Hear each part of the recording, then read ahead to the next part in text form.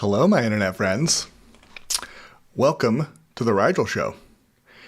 We are streaming to you live from my backyard here in Austin, Texas, inside my Earth Dome, which is also known as my mystical driftwood fort on the sandy beach of the cosmic Navel, where song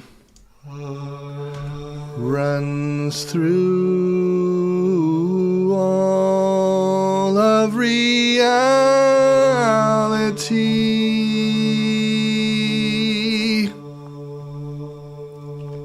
Okay, Reg, you can stop now.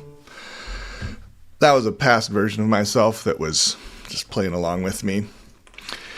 If you're out there watching this, feel free to just say hello in the chat so I know who you are. This space is a playful Theotokian riparian zone that seeks to integrate traditional values, modern values, progressive postmodern values, and that which is emerging on the bleeding edge of the noosphere, postmodern values. You all have a place here in this groundless ground. Okay? Here at the cosmic Navel, cracks start showing up between opposing worldviews and hidden conventions that rule our lives. This is where the grip of pragmatic expediency starts to loosen. Just a little. Just enough for self-care and care for neighbor to play together in the sandbox. So that's really all I want to do, is play. And today I'm going to enter the cosmic Navel through some music sharing. I'm going to do 2 songs. Hey, Terry. Nice to see you out there. Looking forward to this. I have 2 songs to share that are in the Christmas spirit. One is a pre-recorded song that I collaborated with a friend on. My buddy Joe Thompson sent me some lyrics for the song Let's Hang Out on the Holodeck for the holidays. So if you are a Trekkie fan, Sam, are any of you Star Trek fans? If you are, this song is for you. If you're not, it's still a fun song, but you know, there's some nostalgia and inside jokes that will just kind of take you further. And maybe even some theology. I haven't even really thought about that, but there could be some deep theology in this song. So we're going to start off with that, and then I'm going to do an a cappella, like I did last week, an a cappella Orthodox Christmas carol. Okay? So I'm going to go ahead and bring, I'm going to bring Let's Hang Out on the Holodeck for the holidays to the screen, and we'll just watch that together. Just a couple minutes. Here we go.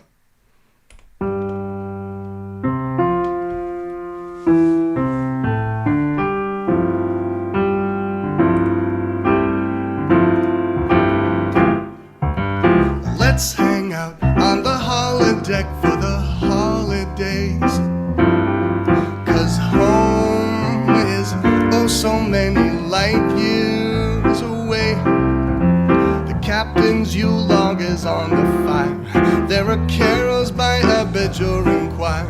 Uhura will bring her folk in, lute and play. Don't mix blood wine with the Sarian punch, or you'll be sick and miss the fun as Harcourt mud plays old Saint Nick, then laugh until it hurts while he passes out regulation mini skirts, and Spock will do his most convincing illogical shtick. Bones and Dr. Crusher will share a medicinal brew, and Q will make your Christmas wishes all come true. But but smile politely and try not to quibble. If Secret Santa re-gifts you a fluffy tribble, don't worry, 'cause soon you'll have enough for the whole crew. Let's hang out on the holodeck for the holidays, 'cause home is oh so many light years away. We'll have clomic soup and Christmas flan, while Captain Kirk is loudly calling con, and Data drones on about the good old days.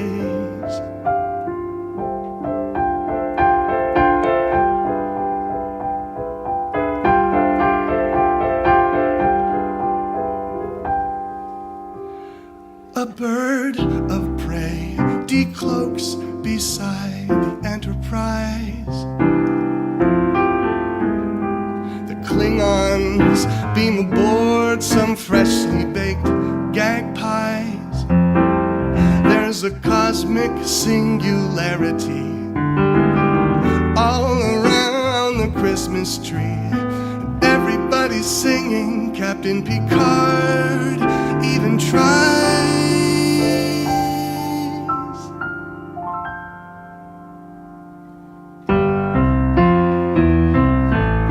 Let's hang out on the holodeck. Let's hang out on the holodeck. Let's hang out on the holodeck for the holidays.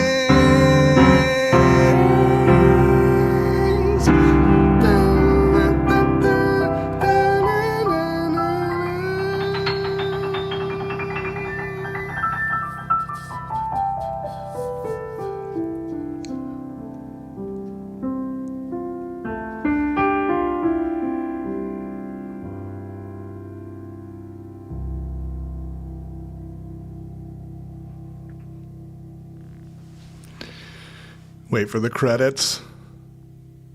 High-level video consultant, my son. Okay. Fund compliance officer, my son. And cosmic alignment specialist, my wife.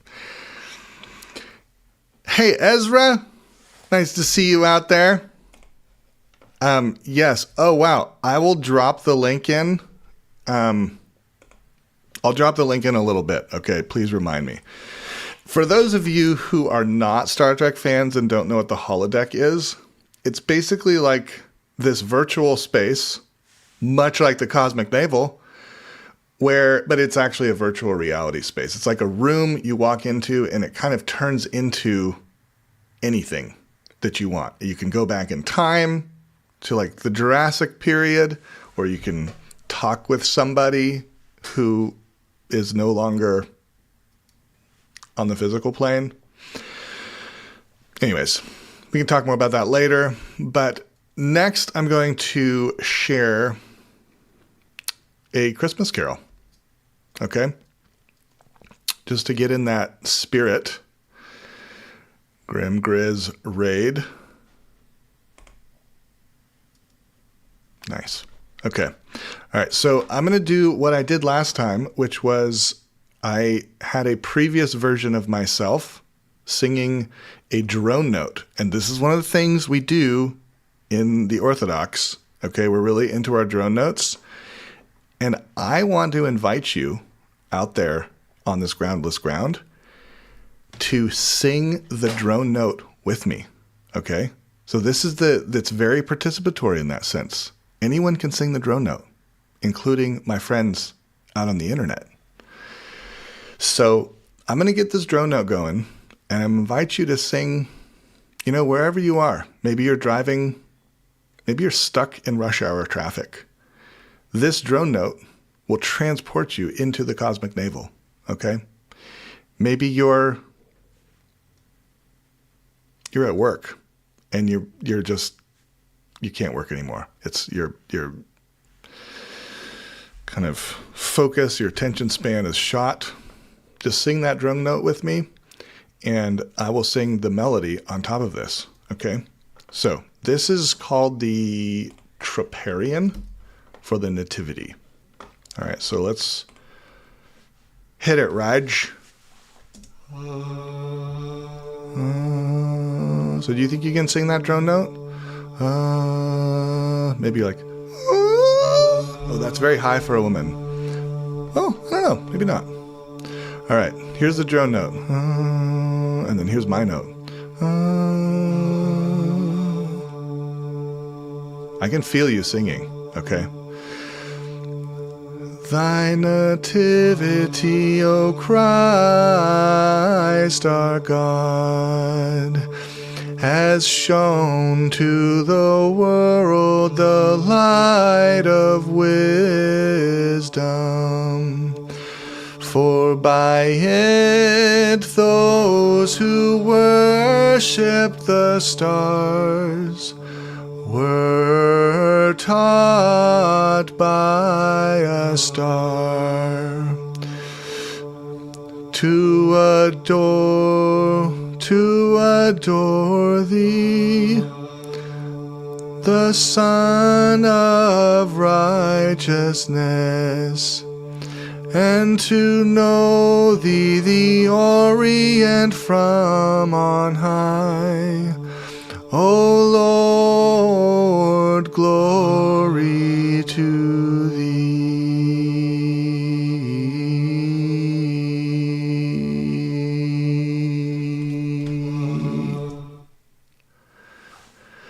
Way to read that cue, Reg. All right. So that's what we sing. It's not quite as like upbeat as the kind of holiday tunes that you'll hear at Starbucks or your favorite kind of shopping experience, but I find it very beautiful. And now it's time to invite anyone out there on this groundless ground to come join me on screen and have a conversation. If you have something you want to share, if you have a story, a song, a interpretive dance, okay? A political opinion, okay? If you have a strong political opinion, you're welcome here too. Or maybe a philosophical insight, you're welcome here too. But I'm going to need someone on here with me to get this conversation going, because I do not monologue. So drop the link in the chat. Click that link. Come on here with me. Let's play. Let's talk about the holodeck. You know, the theology of the holodeck. Oh, thank God. Sam, you saved me. Hey. Just a minute, my audio's a little weird. I don't know why. That's all right. Hey, Neil. Nice to see you out there. Hey, I saw Ron out there. Ron, nice to see you out there too. Oh, and here comes Terry. Terry, nice to see you all. So, Sam, what's kind of bubbling up for you today? Well, I was just enjoying my nice spicy tikka masala so the tears are bubbling up to me because it's quite spicy. I don't really have anything related to what you were sharing. I just couldn't let you vamp endlessly. I had to be there for you. It was just, you know, I didn't want you to be alone in the groundless ground mostly. Oh, Sam, I can like count on you. I appreciate that. I really appreciate that. I know I will come up with something. If you give me enough time, I will improvisationally dialogue, but I want to give Terry space because literally right now I got nothing. Yeah. I'm going to say, hey, Matt out there. All right, Terry, what's kind of bubbling up for you? Good morning. Love the songs. Couple things, but the main one is I got your announcement about the name change at Institute for Cultural Evolution. Oh, yeah. And I don't know if this is the place to talk about it, but Rigel, I really, really, really, really want to hear how all of that involvement for you relates, overlaps, intersects with your Orthodox theology. Oh, yeah. No, this is an open space for all things. And I mean, there's lots of overlap and I'm happy to just kind of dig in and see where this goes a little bit. Yeah, so what Terry is referring to is our organization, the organization that I actually work for. Yeah, he's dropping the ICE branding. That's yes, we have been like kind of dodging around that for the last few years, and this spares us from having to dodge around the acronym. Very unfortunate acronym. So we changed our name to Institute for Developmental Philosophy a couple of weeks ago, and I'm very happy with the change. I feel like it describes a little bit more where we're going. And so Terry, you were asking like, how does this like work that I do there in a kind of affect or seep into, you said orthodoxy? And Well, not the work there. Yes, I did say orthodoxy, okay, but not so much your work there as the philosophies that philosophy. they're promoting, the Yeah. integral and the process theology. Yeah. Yeah. I mean, I think how it's affect me, how like what drew me to it originally is its explanatory power to help me understand the person who's standing in front of me, who I'm called to love. And it's one thing to be able to kind of just play along and be a good sport with somebody who's like maybe difficult for me to understand really where they're coming from. And it's another thing to kind of appreciate where they're coming from in a way that I see in myself. And then part of like loving them is actually part of loving myself, and part of loving myself is part of loving them. And allowing people to just kind of be where they are in their own journey of becoming. And kind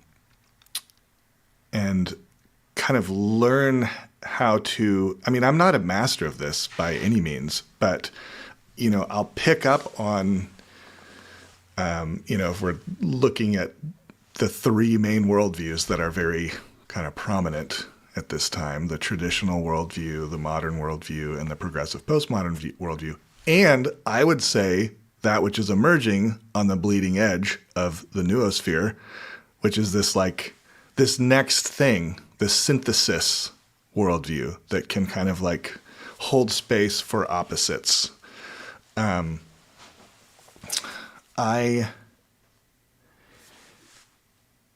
feel like I have to like think of of a specific example probably, but you know, there are people who maybe kind of code traditional, but are actually like in just what I'm picking up from their value system, they're actually just like right in the middle of kind of modernist mindset, modernist worldview. And when I'm speaking to someone like that, I'm just kind of conscious of where they're coming from. And I both challenge and support. I do what I can to both support them where they're at and challenge the kind of boundaries of their worldview. And sometimes it's just pure instinct. Like I'm not really thinking about it that much, but it's something that I'll like pick up on. And sometimes it's just like if they're too serious about something, it may be as simple as like dropping an F-bomb, you know, just like just to kind of make sure there's room for the dirt. Or if they're just kind of all over the place, I may try to do something to kind of contain the conversation. So I feel like I'm being very vague. I don't know if this is giving you anything. I can help you Terry. with that. Please. So that's all beautiful. I get all that. It tracks for me. But what I'm curious about is the parallel, if there is any, maybe there isn't, maybe it's two separate things, with orthodoxy. And in particular, what you just said about somebody who codes orthodox, Codes traditional. Codes traditional, but seems to actually be pointing elsewhere, something like that. Isn't that true of orthodoxy? Doesn't orthodoxy code as traditional? I mean, it's beyond, it's like TRAD-itional. And yet, I'm guessing you're feeling, you're seeing that which is beyond traditional. Yeah, no, totally. Orthodoxy is a big container, and people who, I mean, a lot of people are attracted to the traditional kind of externalities, but it's very flexible once you kind of get in and move around in it a little bit and start to learn how to swim. Where I would kind of tie it to a theological understanding that I feel like is within orthodoxy, but I can't speak. I'm not qualified to speak theology, so this is just my own opinion, really. But I have read about kind of this. Well, Saint Gregory of Nyssa uses the phrase "from glory to glory" to kind of talk about this process of like becoming, where you arrive at a certain kind of new enlightened understanding. He probably doesn't use those words, and then you realize that you're actually just at the edge of another kind of threshold of becoming, and that you're kind of moving through these thresholds from glory to glory.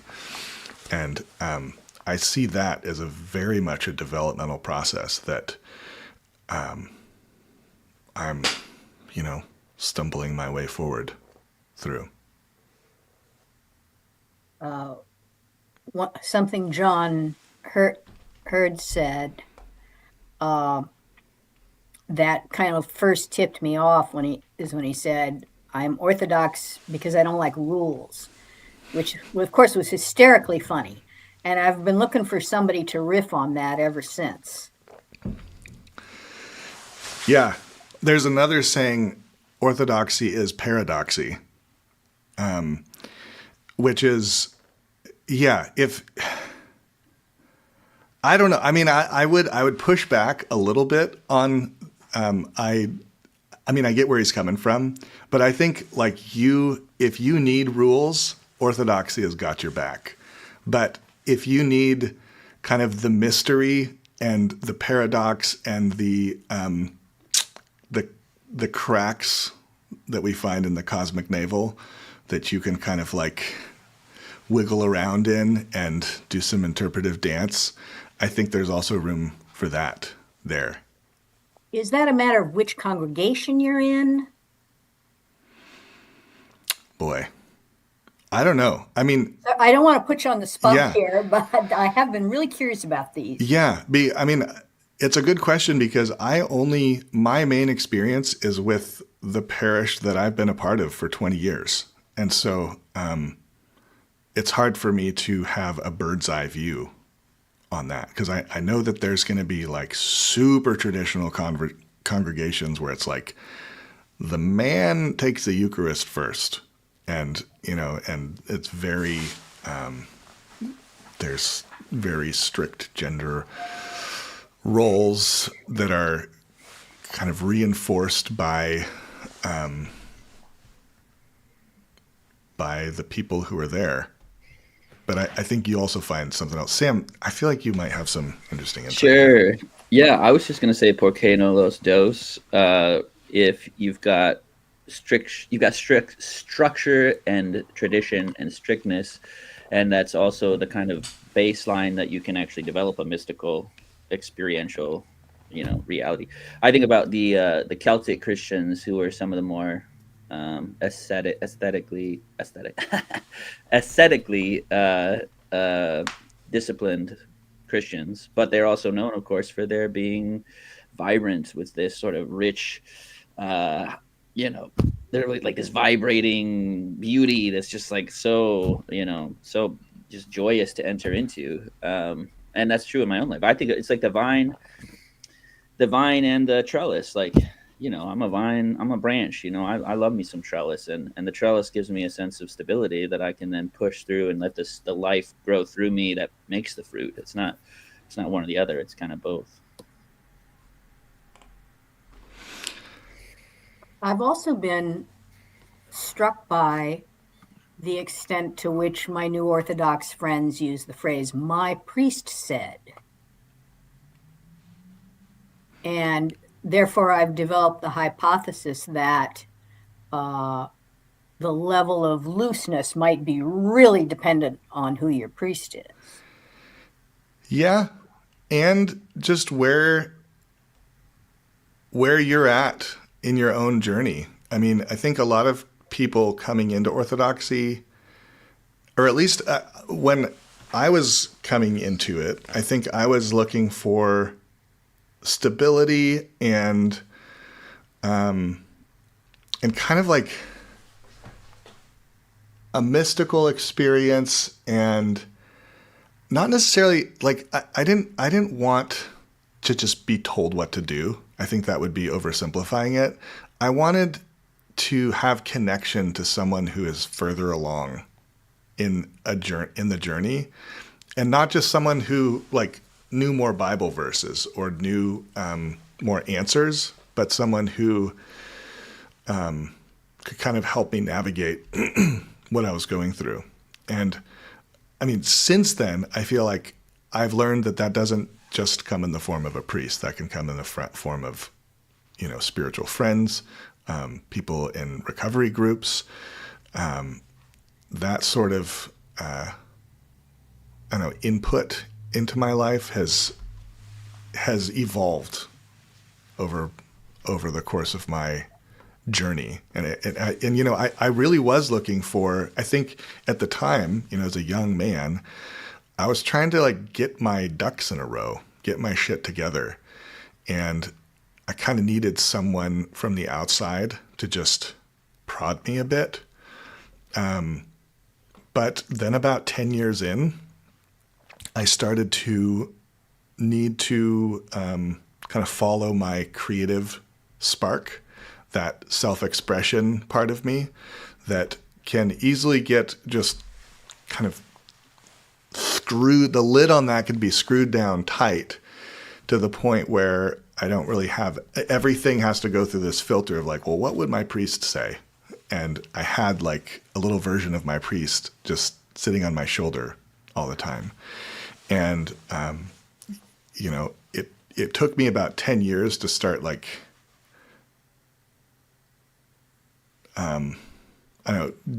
deconstructing a little bit and taking on kind of ownership for my own journey. And so it took,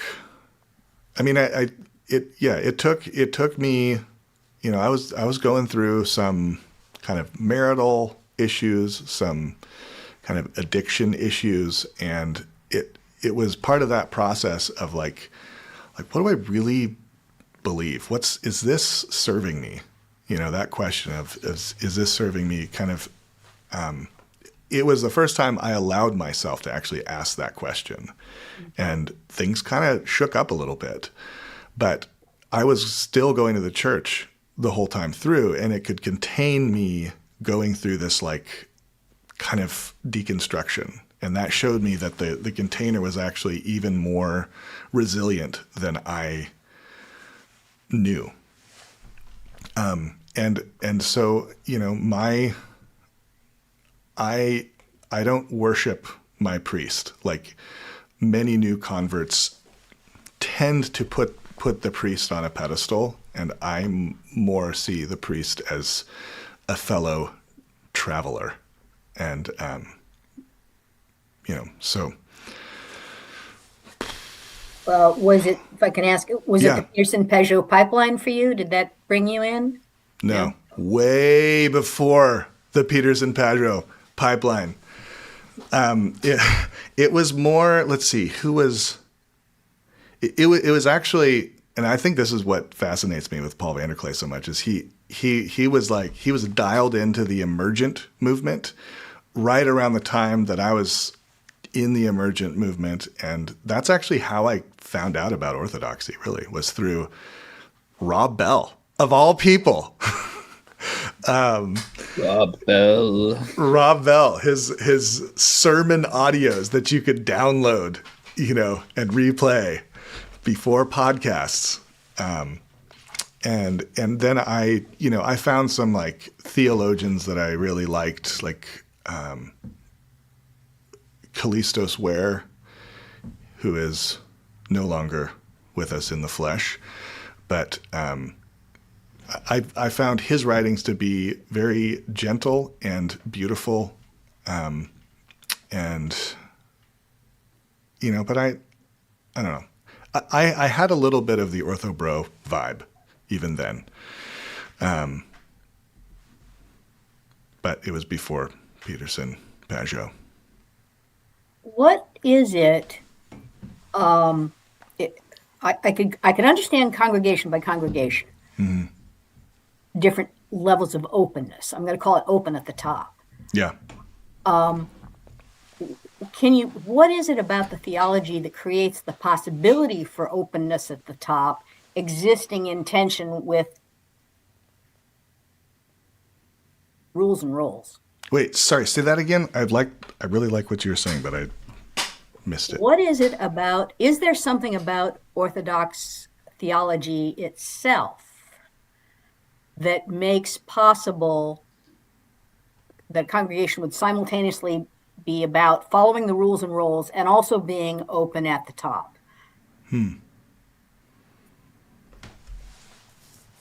I could speculate. Sam, do you have any thoughts on that? Anything I say is purely speculation because I'm not even in the Orthodox Church. So it's just more me observing from an outside perspective. But I would prefer your more informed perspective before I open up a can of speck all over this place. I'm just opening up a can of speck, so let's just do it together. I mean, I think that what drew me to... Okay, so I think that... So one of the... There's participatory nature. There's kind of an emphasis on beauty over...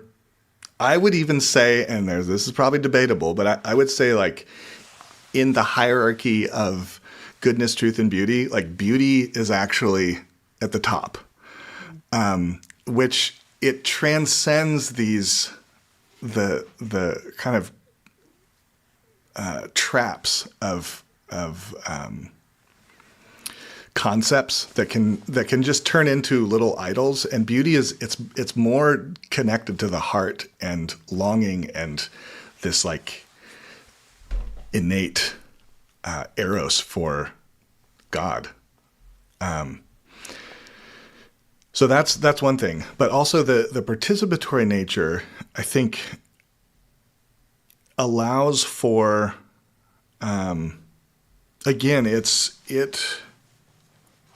and Sam, feel free to jump in at any point because I'm kind of already finding myself getting lost. But the participatory truth is somehow, it can kind of sidestep a lot of the propositional traps. And so it's like there's this sense where you can just show up and participate. And it's not this like mental... there's not really a mental requirement, even though like a lot of converts coming in are very much in their head. And so it takes years to let that kind of downregulate and just show up and participate and sing and, let the process of being in a community that's oriented towards Christ, the Most Holy Trinity, like work on you over a long period of time. And so I find there's probably, I wonder if there's actually like a pattern of like a trajectory of coming in with lots of rules and actually becoming less rigid the longer you're there. That would be my guess. And that's because there's something in the theology or in the practice that encourages participatory first. Yes, there's also something in the theology called apophatic theology, and maybe this is more of a theological point. Have you ever heard of apophatic theology? I've heard the word, but I don't know what it is. Okay, so there's like ways to make statements about God that are affirmative, or ways to make statements about God that are like negations. So apophatic, like cataphatic theology is, you would say, like God is love. But apophatic theology would say God is love and God isn't love, because our understanding of love is limited, and to actually place that concept on God is going to fall short in somehow. So there's this built-in humility of like our ability to actually grasp the fullness of God. A built-in not knowing. Built-in not knowing. And that, which I think leads- there's a trickle-down effect. Trickle-down not knowing.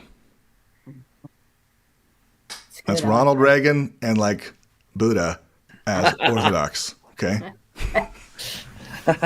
Cool. That feels more like a theological point that may actually relate to what you're talking about. Okay. Sam, do you have any speculation? Open that can of spec. Come on, Sam. Well, let me ask first, Terry, is what he just described, is that kind of the answer you're looking to explore? Like that? It really feels like it points toward the answer. I'm not persuaded yet it's the whole answer. Sure. I have the feeling there's something else in the theology, but it doesn't even necessarily have to be in the theology. It can just be in the way the religion is practiced. Mm-hmm. Well, that's actually a really good point, because when I think about doing theology within an Orthodox context, I think about it as the most basic form is like the best theologians are the best prayers, like that kind of idea. Like you're practicing deep relationship with God through a life of practicing prayer. And prayer is actually really stinking hard to do consistently over a long period of time and meaningfully, like, so then with that as the foundation, it's no longer about like, it's basically like Rigel was saying, it's participatory, not propositional. So the best theologians, maybe in a scholastic setting, is someone like Aquinas, who can lay out all of these propositional structures and kind of get you to, and in my kind of Reformed setting, the Westminster Divines, who can kind of come up with this confession that's so like exactly speaking for what the scripture says, is kind of what they say. That's sort of like peak theology. But my picture for Orthodox theology is like St. John, St. John, who wrote the Gospel of John, who he's, pictures of him are, he's resting on Christ's lap. He says, that which I have seen, which my hands have handled, which, it's like this very close knit kind of friendly, brotherly, tight relationship with Christ that's like personal, and there's like a friendly intimacy there that because of that, like he becomes this incredible theologian. Like the book of John is the most theologically rich book, of the four gospels for sure. It's so picturesque and beautiful and just So anyways, if that's your telos, if that's your aim, kind of like personal connection, Luke will say personalism is sort of baked in, then I think it makes room for, well, if this is a person, not like a system of doctrine I have to kind of puzzle out, then it will trickle down, like Rigel said, through the priests and to the other people there, where like the kind of vibe is, how can I get to know him? And then some of the speculative kind of doctrinal stuff is more just kind of fun play ultimately, unless like that's kind of how I've found it. Now, there's obviously dogmas that like you don't just go like. The other thing that helps is knowing there's levels, right? So it's like I'm not even in the Orthodox Church, I'm like an inquirer from a distance. So like I don't have any knowing my jurisdiction, right? Like knowing my space. Like, okay, I need to know how I think and believe and how I should lead my family, my home. And then like I don't have to have this like map of the entire structure of reality for all people everywhere. Where in my You kind of go. reform setting, it feels like I'm supposed to kind of like I heard someone say recently it was like the Reformation made monasticism the norm for everyone. It's like everyone should be monks, like in the sense that we should all have this sort of super spiritual connection. We're all priests of the Most High, right? So if we're all priests, then shouldn't we all have direct access in a way that's consistent everywhere, all time? It's like no, we all have our own. There's levels. There's personal, relational levels. Just like, and to make it a lot more practical. Sorry, now I'll shut up. Is Yeah, keep going. there's this is just true of a normal familial context. It's like this is true of the TLC. Like there's levels here. Like we can, because of the trust that's developed, you just sort of have you can say stuff that's like, whoa, that's tricky, or is that right? I don't know. But you can, because it's trusting personalist first, then there's patience for things being, thorny. And I don't know, Paul Vanderklee, he talks about it as being metagelical. Like it's this weird thing where you go to Midwestern and you can like talk to these people who are like maybe a decade ago or 20 years ago, it would be like, wait, you're Roman Catholic? Like that's, like, and now we're just like, bring it on. Let's all talk. We're here. Like, let's do it. Yeah. Well said, Sam. So maybe from your last comment, I'm wondering maybe if this openness that I think I'm seeing is something that's emerging, not necessarily something that's always been, or it's been nascent. I don't know. If you go back and read ancient writings, and you take with you a developmental understanding of cultural evolution, that that they're living in a context, and that we can't apply progressive postmodern values to someone who's like living in a very, very traditionalist kind of value system. I think you'll find a lot of kind of explosive freedom and flexibility. It's very personalist. But a couple other things that I wanted to throw out there is like, we also have holy fools. Like this is a big part of the tradition, is understanding that there's like these holy people that aren't just put together. Like they wander the streets and kind of cause problems for the establishment. And so they're like built into it. I mean, if you're to like picture the yin yang symbol, and you have like the hegemon of, say, the light side, there's also like a little dot that it contains the opposite. And I think the holy fools actually preserve kind of balance within the church, to make sure that we don't become too perfect. Because I think a lot of times beauty can be conflated with like accuracy or perfection, or these very externalized understandings of that are like relate to our eyes. And that's not how I understand beauty.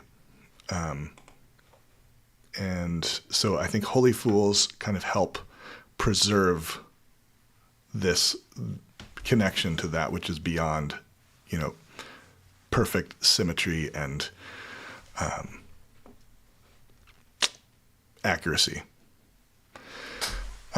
Also, orthodoxy, I think just from like a historical standpoint, orthodoxy has like really from the beginning been in the business of translating. And so, and this is, I mean, I was like really into the Easternness of Orthodoxy when I was a convert, and now I'm actually much more kind of ecumenical, and I think Roman Catholics and Protestants and everyone in between actually have part of the truth, and we all need each other. So this is my maybe project, which is, not everyone's going to be down with that in the OC. But translating, one of the things that, like a difference between kind of Roman Catholicism and Eastern Orthodoxy way back in the day is Rome would kind of Latinize everything so that it adhered to the Latin, I think the Latin Mass. I guess I'm going outside the borders of my pay grade here, but I do know that like Orthodoxy tended to translate the liturgy and the teachings into the language of the people, and Rome tended to translate it or just teach everybody Latin and kind of and they both have like pros and cons. That's the thing. Like things get lost in translation, but also the heart can kind of get lost in the like rigor of getting everybody kind of forced onto the same page. And so I think of just being out here on the groundless ground with all of you as like a project of translating. Like, what does it mean to love my neighbor in this space? And like, what ideas? I'm not an Orthodox theologian, and I didn't test well. Okay. I didn't test well. So I gravitate to the concepts that make sense to me, and like developmental philosophy, this like understanding that there's an evolutionary process, there's patterns, there's things we can like pick up on and relate to. That language, I think, actually translates better to our culture than Greek words. I mean, it's super interesting to dive into the Greek and the Latin and all of that. But if I can't like make sense of it with the language of my culture and my life, then I don't know, I just lose interest. Yeah, I mean, that's what St. Paul was talking about in Corinthians, where he said, Say it. If you prophesy, it's better for you to prophesy than to like speak in tongues, basically, he was saying, because if you can speak in tongues, and maybe if you get a translator, great, it's for the edification of the people. But if you're prophesying and someone walks in off the street and they hear it and they're like, oh my goodness, this is incredible. And prophesying is just like, it's like saying some amazing truths about God. It doesn't have to be amazing, whatever. It's saying things that are true and like edifying and kind of orienting you up, because ultimately I think maybe this is helpful. What we're getting at is like the theology is for a purpose. It's for edifying the soul. It's always pastoral. It's always for the heart and being like submitting to greater humility and service and following after Christ, to being like in loving relationship with him. And so like,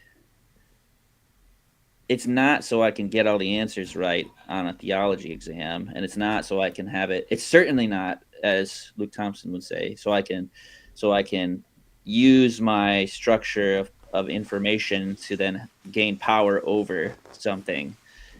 That's not really what it is either. There's a spirit. There's the spirit in the letter, and essentially all I'm saying is I'm trying to point to the spirit at like, it's supposed to be a bit mystical and mysterious and beyond my grasp, because what am I? I'm just an earthen vessel that there's a treasure, a great glorious treasure in, and like, it's greater than me, greater than you, greater than all of us.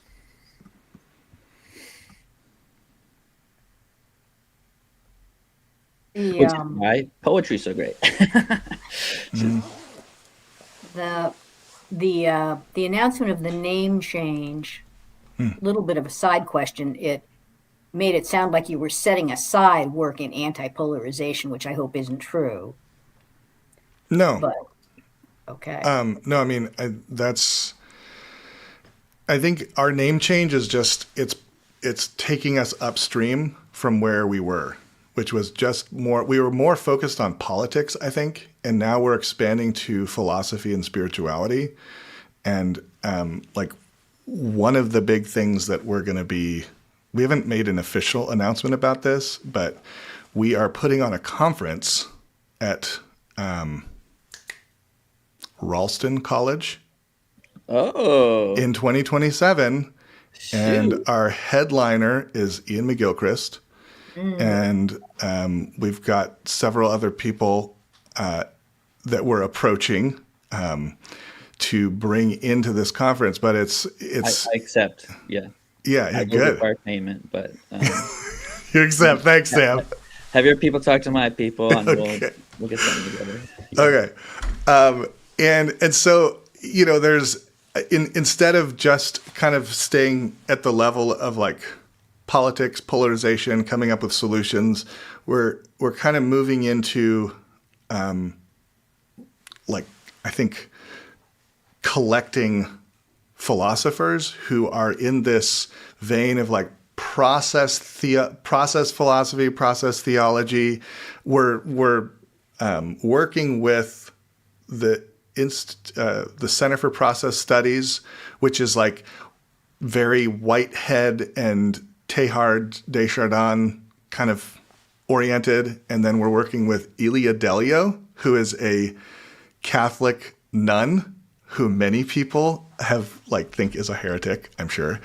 But she runs the like Institute for Christogenesis or something, and she's a huge like Teilhard de Chardin fan. But the idea is, I mean, I think part of it is like philosophy has this ability to synthesize in a way that allows, like, for example, you know, religion and science, or science and spirituality.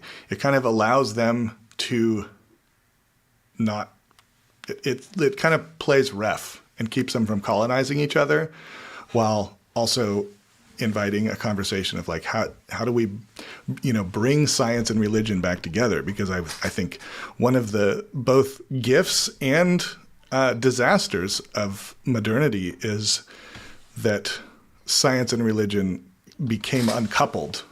They were kind of fused at that before the Enlightenment, and then they were decoupled for very good reasons. And we have all of this wonderful technology and modern medicine that birthed along with that. But we also, I think, I'm speaking for we. Sorry. That's How dare you? I know. But I do think that there's maybe part of the baby was thrown out with the bathwater, and that science and spirituality, science and theology, I believe are connected, but it's hard to talk about it. Real hard to talk about it. I don't really know how to do it, but I think they're not separate. They're related.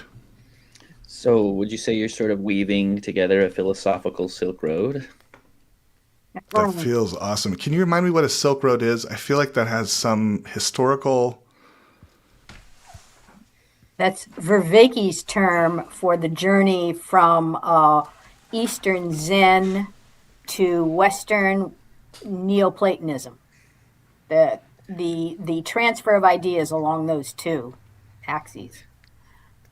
Yeah, he's basically using it as a way to say let's reconnect everything, and like use philosophy as the middle ground to bridge those gaps and have those conversations. And that sounds akin to what you're describing.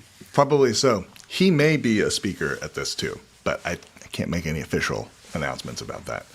Well, you can announce me. I'm saying it right now, live on the stream. We're gonna have Sam. But I need top billing over Vervaeke. Okay, so if Vervaeke's there, I need to be, my name above his in bold letters. In bold. Okay. Yeah. Good. Well, I'm not sure if I have the answer to my question. I think you've given me little bits and pieces. I'm going to have to cogitate on it, meditate on it. I'll just say one last thing. I've also suspected that maybe I'm getting this impression of extraordinary openness in Orthodoxy because of the individuals I'm meeting in the TLC. that there's a self-selecting thing going on there. So Yeah. A You should just go to self-select. Say more about the self-selecting. that the Orthodox people who are involved in the TLC would tend to be those who are high in openness. Yes, In the absolutely. shorthand term. Yeah, I would agree. What were you going to say, Sam? I was gonna say, yeah. I think best thing is to go do what Pat Joe says and just go to church and see what it's like at an actual local congregation, because it is very different internet orthodoxy versus what's in person. And also, there's something theologically about the Christian. So, American religion. I've been really pondering this. There's different aspects of the American religion, and that could be some of the things that Sam Tiedemann brought in with the transcendental kind of Unitarian kind of ideas, all the way through to my kind of Baptistic, kind of broadly Reformed evangelical upbringing. But American religion tends to be individualistic. And I say like the religion of America, not just like, oh, well, you're a specific branch, but like this is the kind of the religio that ties us together, which is a weird religio if you think about it, is individualism. Like we're individuals. But in a parish setting, you are being built up together as fellow stones into something, and that building up together, it's like you're not, just like Rigel was saying at the beginning of the stream, like you're not who you are, having that, doing your best to try and lovingly relate to someone in a way that's like real, embodied, local, in person, through time, like seeing their ups and downs and all of the life stuff and challenges, is part of what actually makes you into the kind of being that the churches and that Christ is trying to transform you into. Absolutely, yeah. Yeah. I like to think that I have benefited from that because I've spent the last 40 years in a congregation that was originally named Religious Science. In the progressive area, we changed our name because we didn't want science in there anymore. Go figure. But it's been congregation work, the budget meetings, the visiting the sick, all of that. And therefore, even though I think you guys and most people would consider me significantly outside of Christianity, I've had an extraordinary opportunity to have congregational experience. Yeah. While also being fascinated by you guys in there. So I've kind of come to the point where I'm not really in a place to judge anybody. So I'm not, I can hardly judge myself rightly. So, Beautifully put, Sam. Thank you. I wanna read the lyrics from the Troparion that I sung earlier because I feel like it relates to this. So the Troparion goes, "Thy nativity, O Christ our God, has shown to the world the light of wisdom, for by it those who worshipped the stars were taught by a star." Those who worshipped the stars were taught by a star. And I feel like this is where science and religion actually come together. There's like it's all in nature. It's all there. And it's like it's a thread we can pull anywhere in the world. Fractally. Fractal is my love language. I need to write like a Christmas parody about like a fractal Christmas song. That's what I need to do. That's really what I need to do here. All I want for Christmas is a practical version of you. Fractal the snowman. Oh, that's pretty good too. nested fractals. All is fractals. All is cosmic. Yes. That's right, man. That could be some TLC. Oh my God. Lore. Oh, I'm working on a 12 Days of Christmas TLC song. Shoot. Which maybe I'll have to maybe we can collaborate and get y'all's ideas on it. Dude. There was one other thing I was going to say about this. Oh, I had this. So, okay, thinking of stars, thinking of kind of the individualism of kind of modern Christianity in America, which I don't want to throw under the bus. As a new convert, like, you are trained to throw all forms of like modern American Christianity under the bus, but I actually believe there is good and necessary truth within this kind of American tradition of Christianity. And it was responding to pathologies that it was coming out of, and it was solving problems out of like a need for survival. So I'm more in the mode of like star manning and steel manning. For sure. But so I had this idea, I had this thought, like thinking about individualism as kind of a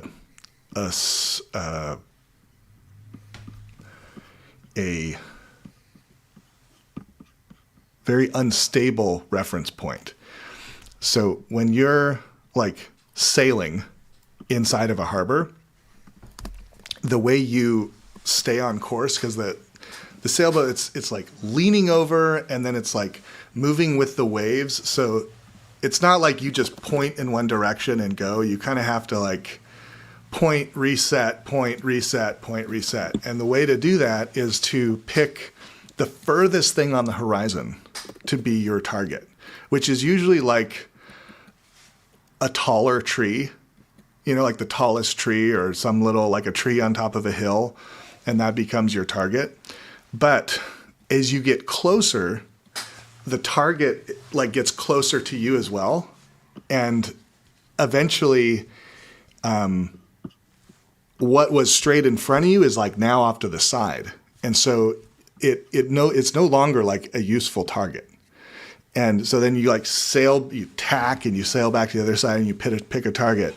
But if you ever want to sail out of the harbor, you have to sail by the stars, which is, it doesn't matter how, far something is on the horizon of your planet. Like, it's always going to get squirrely when you get close to it and no longer be useful as a target. But if you navigate by the stars, my parents navigated by Rigel star, that target, it's like an infinite difference between, the distance is just incredible. That's a beautiful analogy. Yeah. And so like for me, the individualism as like a reference point is like folly. But I believe that individuality is part of actually this dance of opposites, of being kind of like of express self and sacrifice self, which I think both are kind of needed in to be part of a community. In a healthy community, I think there needs to be both those. Sam, can I mute you while you're frantically typing? Thanks. You may. Sorry. That's okay. So Terry, sorry, I'm so easily distracted. I'm like such a fragile little butterfly. So like what would you say is like kind of your reference point? I love the concept of pursuing truth, beauty, and goodness. Mm-hmm. It was your guy, Steve McIntosh, that put me onto that.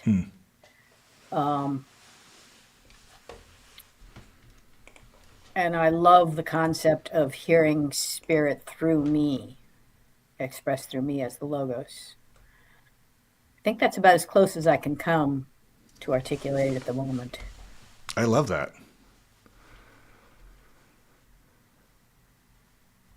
Yeah. And I love, what's his name? There was a guy, Andrew Cohen, who said, you are never going to get rid of your ego. So you got to at least start acting when you get the ego down to 49%.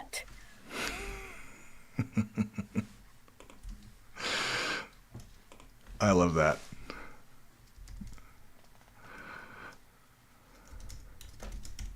Yeah, I want to cogitate on what you said. I'm probably going to come back with questions later. I have something different. Yeah? A movie, a beautiful movie. I just saw the most beautiful movie. Everybody's got to go see it. Rental Family. Rental Family? Evidently, there is an actual business in Japan where you can rent family members. What? You need them for a wedding, a funeral, a lie to your parents, a boyfriend you didn't really have, etc. So this American living in Japan gets a job as an actor for the rental family company and gets inserted into lives of people in various roles. And every one of them puts him in an ethical quandary eventually as he tries to decide, where does my role end and my reality begin, especially as it becomes entangled in their lives. It was just, it opened up so many questions. You have to come out of there asking, well, if I could rent a family member, who would it be and why? And would I ever do that? And could it ever be more help than harm? Plus, there's a hidden bomb of a spiritual message that you don't see coming. It just hits you in the last frame of the movie, and you're like, whoa! On top of all that, so I want everybody to go.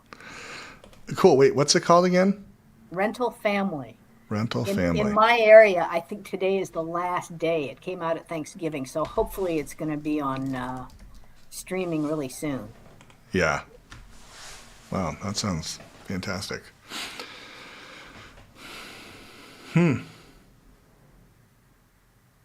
Well, any final thoughts?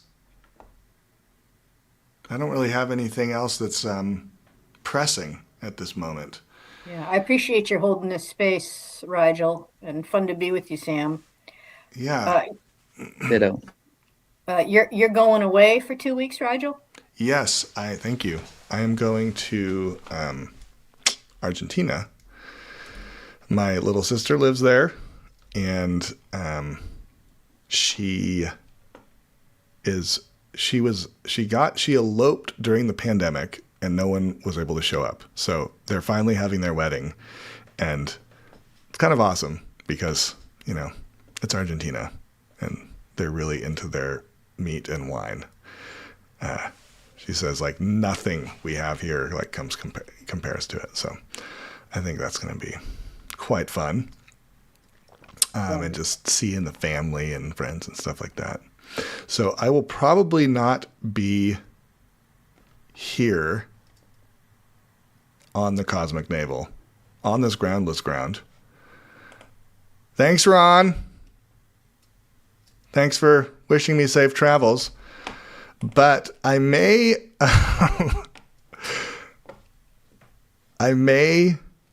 post a 12 Days of Christmas song, which maybe I could even, like, I don't know. I want some, like, collaborative energy on this. I have on the first day of streaming, the algo gave to me. Okay, so that's the. Okay, that's the core concept. Yeah. Are you wanting to riff right now? I mean, if you guys want to. Well, of course, the big question is what you're going to do with 5. And the first thing that came to me is 5 Vander Clays. I actually wrote all 12 this morning while you did? sitting in my truck. But I'm also open to, like, change. So let's hear him. We can riff on him. In honor of kind of the personalist ontology of Luke Thompson. Luke Thompson of Minnesota, pray to God for us.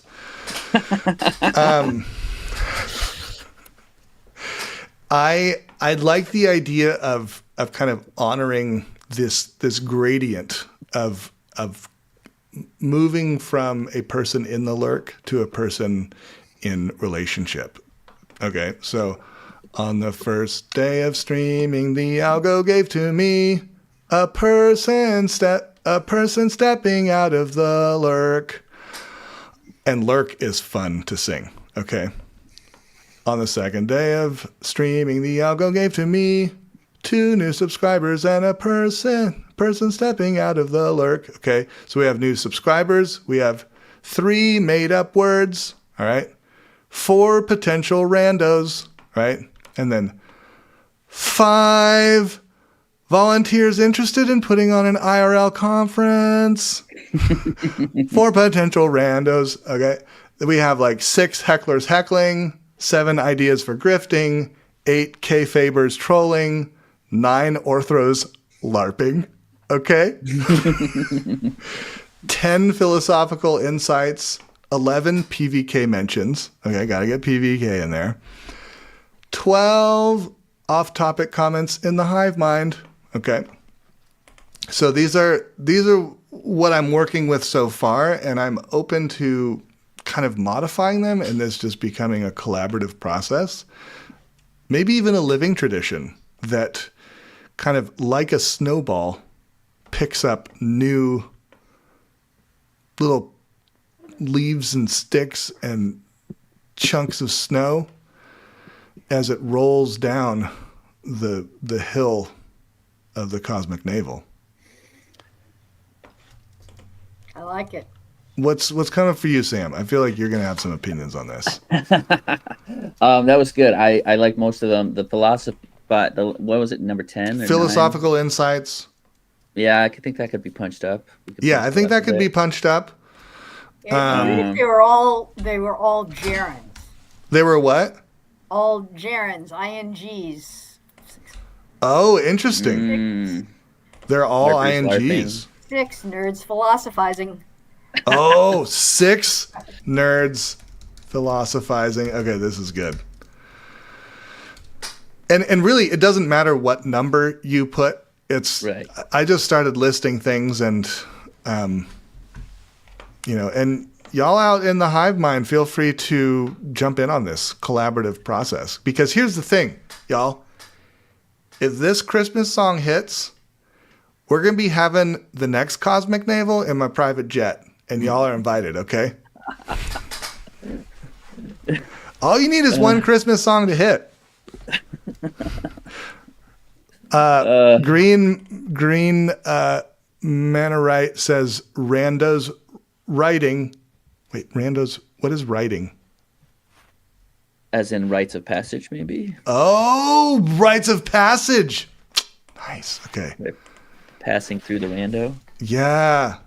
Kind of that on-ramping. I feel like some person's knowing. Personalist knowing somehow. Yeah, somehow personalist knowing.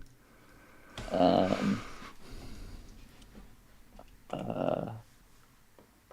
think 5 it'd be good if 5 were something transcendent. I do. I mean, I was thinking like somehow the transcendence of this would actually be the immanence of kind of bringing the virtual to the physical. But I'm also open to it being more transcendent as, a star is to this little cove that I'm sailing around in. Well, 5 gold rings are very imminent, I feel like. But they're also very meaningful. So happy to translate that. What's that big fancy word? Excuse me, Sam. What's that big fancy word Vervaeke uses for having a transformational moment? Starts with an A. Apotheosis? Like apotheosis, I think, maybe. Is that it? Apotheosis? Apotheosis? Is it? That might be it. There's that. Some reciprocal narrowing. Throw some of that in there. Or reciprocal opening, I should say. Yeah. What's it called when you... opponent processing? Opponent processing, definitely. There needs to be some opponents processing. Opponents processing. That's good. That's good. That's good. Write that down. 5 opponents processing. 5 opponents processing. 4 potential, or yeah, 4 randos writing. 3 made up words. 2 new subscribers, and a person stepping out of the lurk. Okay, 5. We're just kind of, these are ones to beat.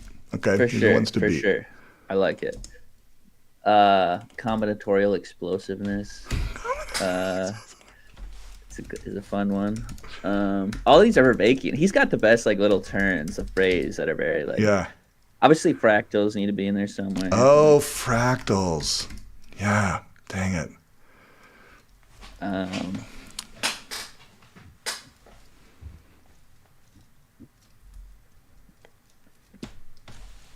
Is it lurker fourth wall breaking? Yeah, I like trying to get some canonical TLC verbiage in here because, this is for us really.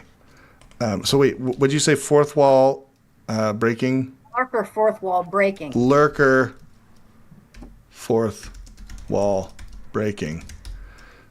I mean, that could be the first one. Let's just see it on the first, because right now that's essentially what I'm saying is the algo gave me a person stepping out of the lurk. But let's see, on the first day of streaming, the algo gave to me Oh. a no, it doesn't. a lurker breaking the fourth wall. That one makes more sense as a noun, I think, as opposed to a gerund, like a partridge in a pear tree. I don't know how I'll have to look at the actual words to figure out the rhythm of gerund to noun and how they kind of switch between those and why. But Fractals fracting. Fractal streaming. Fractals fracting. That's good. I like that. Yeah. Fractals fracting. I'll put that in the my little notes here. Fractals fracting. Nice.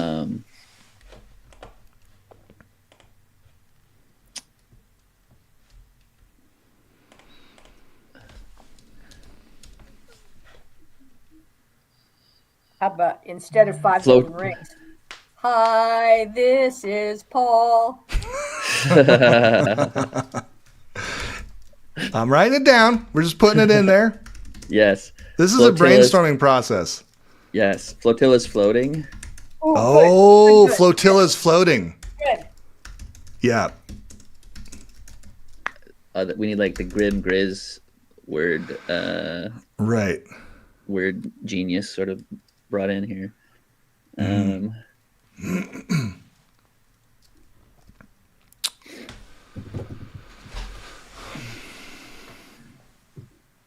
Estuaries meeting. I mean, I do like getting the word estuary in there.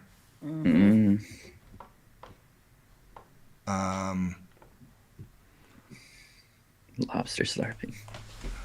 I'm just going to put estuaries.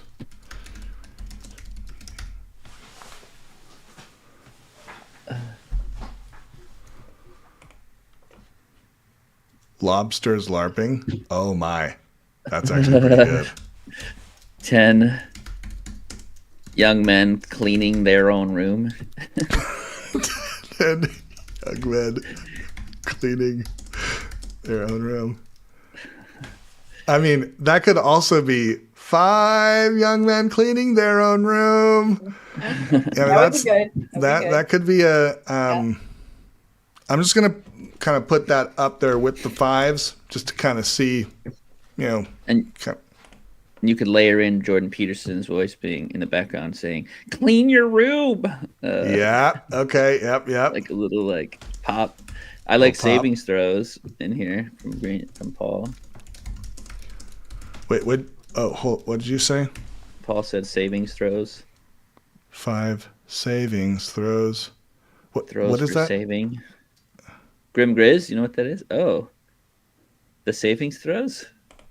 Oh, am I introducing the savings throws concept to you all? Oh, do it. Oh my gosh. This is traditioning. This is paradosis. This is that living tradition, Sam. What are saving throws?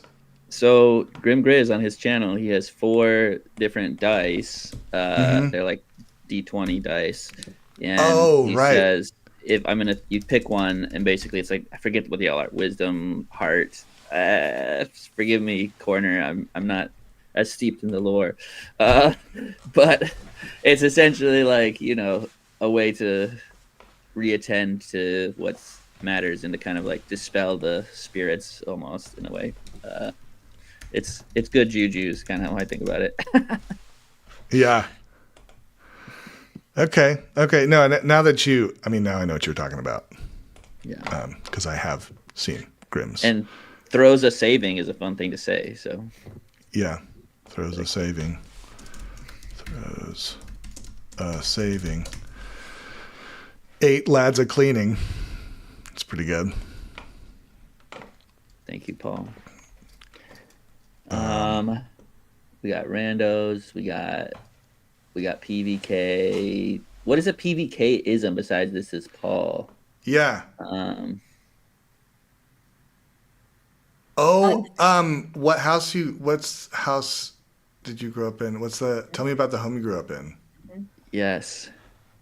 What's don't we say that, have a word for that? Like the question, it's like the onboarding question, or I don't know what you call it. It's like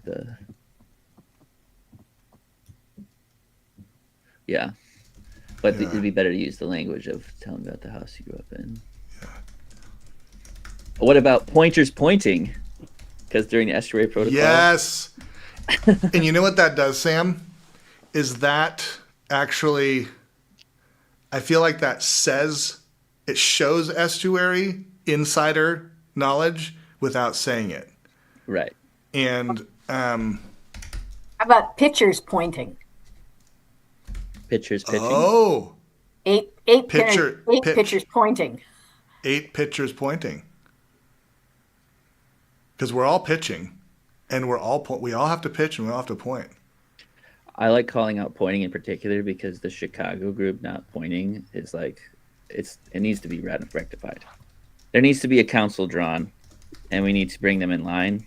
And I'm from one Sam to another, one Midwest Sam to another. Mr. Tiedemann, get on your game, man. Bring the pointing back. Oh, does he not have pointing? And was that the thing that happened at Midwestuary? Was that how he does things differently?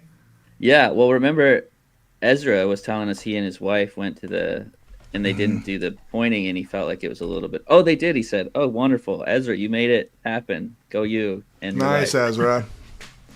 He was pointing to the masculine-feminine dialectic, where it was like overly masculine without pointing. Interesting. Yeah. Yeah. That's fascinating. But it sounds like we can bring it in to the song. Yeah. Because maids are I don't know what maids are leaping are. There must be some symbolic reference, but they don't like say the symbolic reference. They just say maids are leaping and make you look it up. So pointers pointing is kind of like that. Yeah, that's going to draw people in with that kind of like what are they talking about? For Paul, can we do something with unfinished sentences? Sentences like weaving, trailing. Like he's doing the weave, the Donald Trump weave. No, when he just plain doesn't finish a sentence. And what's that word? Infinite regress of sentences. Yes. Infinite regress of sentences. This is great. Sentence infinitely regressing. I feel like this is just therapeutic to do this with other people. I think everyone needs to write their own 12 days of TLC. Yes. Yes. Oh. What's something Peugeot says? I mean, he's cosmic and fractal and all that, but symbols, patterns, framing, symbols, speaking. I don't know. Yeah. I was thinking of what is it? Rabbits trailing. That's good. What would you say? Sorry, Paul said rabbits trailing in the comments. Sorry, didn't mean to interrupt you. Rabbits trailing. Yeah, that's a good one. Trailing. You had said regress sentences. That's when I had this idea and I forgot what it was. Well, maybe it will come to me. Maybe it won't. But this is great. You got plenty to work with there. Yeah. Threads. Repitching, participants knowing. Participants I don't know what knowing. repitching is. He's saying you said it before in the comments, but he's saying Oh. participants knowing. Oh, should be participants knowing. Okay, participants knowing. Knowing.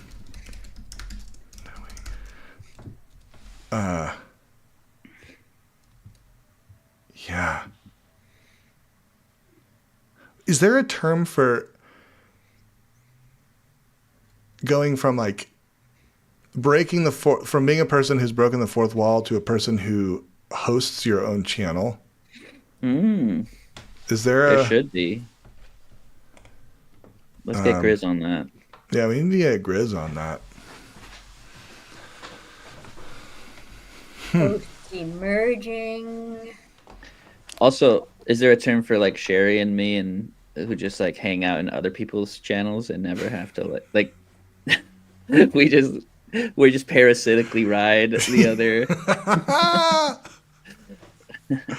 No, you're the lifeblood. We wouldn't be the TLC if it wasn't for people just showing up.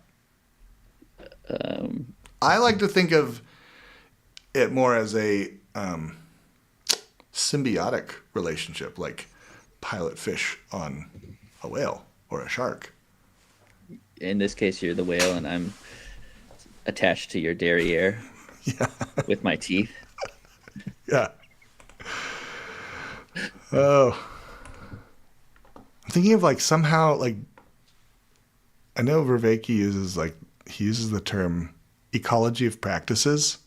There's something about what we're doing here on the TLC that's changing the internet. And I think it's how we relate to each other online that's like, I mean, so much of the internet has just exploded through a kind of an anonymous,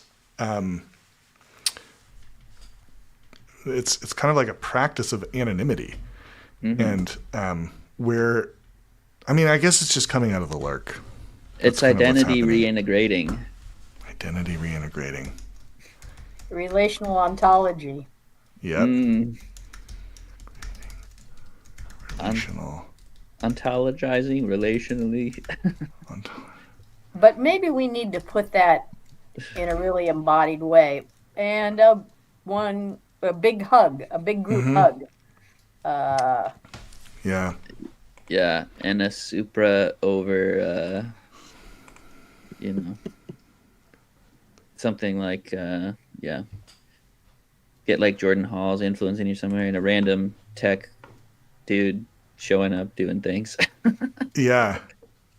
Does anyone know this Teilhard term for this explosion?